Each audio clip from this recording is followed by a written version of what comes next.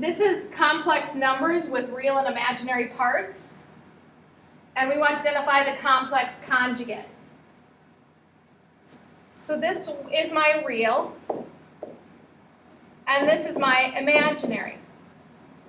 To find its complex conjugate of this a plus bi, we look at the sign here, and we just change that sign.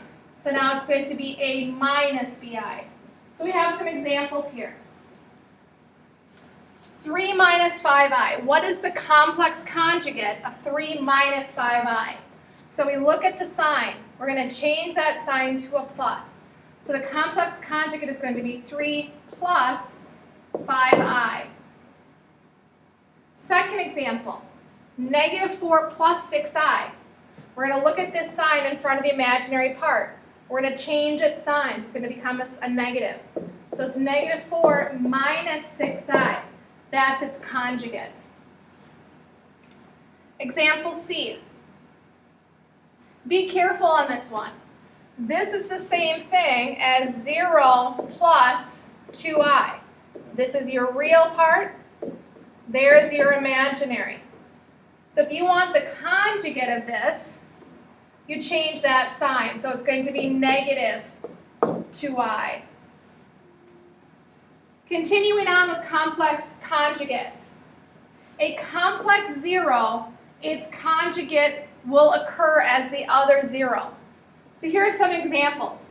If we give you that this complex number is a 0 of the equation, what would be the other solution? The other solution is going to be its complex conjugate.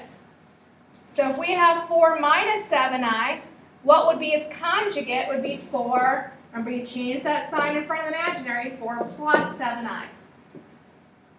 These two complex zeros will occur in an equation. Second example, 4/5 I. That's the same thing as 0 plus 4/5 I. Its conjugate will be negative 4/5 I.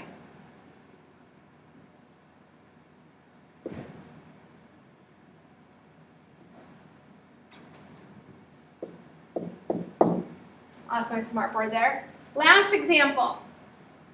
Kind of tends to trick you a little bit here because we flip-flop the order of the terms. The real part, then the imaginary. So the real part is negative square root of 4/5 plus 2i. That's what this means in standard form.